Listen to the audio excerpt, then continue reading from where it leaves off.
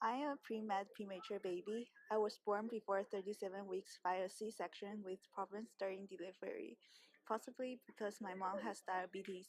Within a couple minutes after birth, I began to exhibit classical symptoms of neonatal respiratory distress syndrome. These include rapid shallow breathing and a sharp pulling in of the chest below and between the ribs with each breath. Doctor, what's wrong with my baby? The baby seems to be having neonatal respiratory distress syndrome. I'm going to order some tests to analyze the blood gas and then an x-ray in a couple of hours. This test is verifying my suspicions that the baby has neonatal respiratory distress syndrome, as her blood shows too little oxygen and too much acid. We'll conduct an x-ray in 6 to 12 hours, which is the time it takes for characteristic morphology of the disease to form, to find out more information about your baby's condition. Oh no, it is as I feared. Your baby does have neonatal respiratory distress syndrome. Based on the x-ray, the baby's lungs have the characteristic ground glass appearance of the disease. We will need to act soon because the lack of oxygen could affect normal development of the baby's brain and organs. Neonatal respiratory distress syndrome affects 1 in 100 babies. It is mainly caused by a lack of surfactant, a slippery substance that coats the lungs and contributes to surface tension. Complications include bleeding into the lung, abnormal lung development, bleeding into the brain, intellectual disability, and blindness. Now we will discuss more about what happens during the disease. I'm an alveolar, type 2 cell. I make surfactant and other things. Yo, thanks for making me. And I'm water.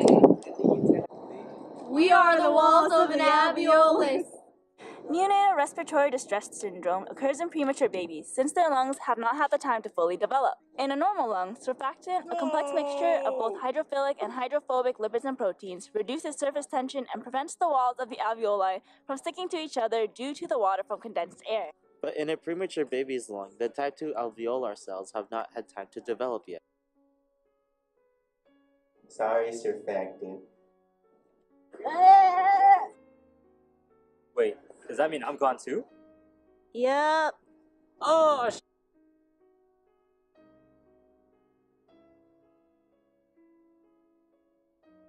This is cute in human terms, but very dangerous if we consider that the space in between the alveoli is where gas exchange occurs. I understand that your child getting neonatal respiratory distress syndrome, or NRDS, must be unexpected and distressing for you.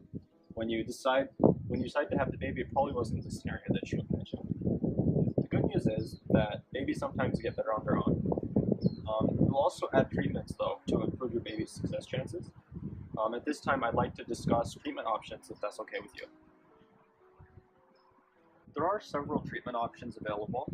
NRDS is due to a lack of surfactant in the lungs, which causes airways to collapse and parts of the baby's body to not receive enough oxygen.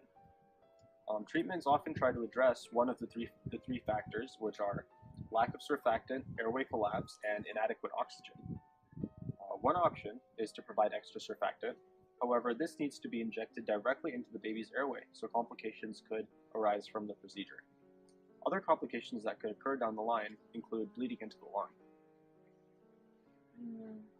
That doesn't sound like a good option. Do you have other ways to do it?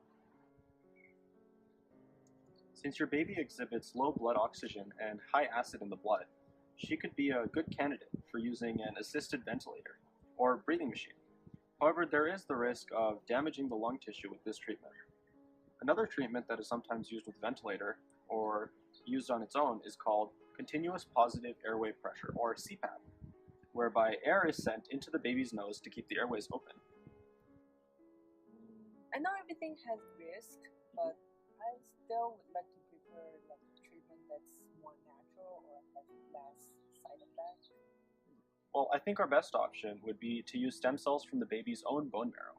There is also the possibility of transplanting precursor cells from alveolar type 2 cells, or AV2 cells. Those are the cells that make the surfactant from an adult such as yourself, but it runs into the risk of some issues of rejection because while the baby's immune system has not developed yet, once it does develop, the baby's cells may recognize the parent cells as foreign and attack them. There have been some studies done that indicate that transplanting bone marrow mesenchymal stem cells and their corresponding culture media from the baby can treat similar diseases in adults, such as acute respiratory distress syndrome, as well as prevent bronchopulmonary dysplasia, an additional disease that could develop from acute respiratory distress syndrome. I think this technique could apply to neonatal respiratory distress syndrome as well. Wow. Can you explain further about the details? This would be done by using something like granulocyte macrophage colony stimulating factor to trick the baby's bone marrow mesenchymal stem cells or otherwise known as BMMSCs, to leave the bone marrow into the blood, from which they can be extracted. We could then inject a portion of the cells back and then culture the other portion of the cells and inject them back at higher concentrations into the baby. Once the BMMSCs are in the baby's blood, some travel through the pulmonary circulation from the heart to the lungs and will become naturally trapped in the lungs. When surrounded in the lungs by different factors, the stem cells would differentiate into AT2 cells, and the rest of the cells in the blood would just return to the bone marrow. And the baby lived happily ever after.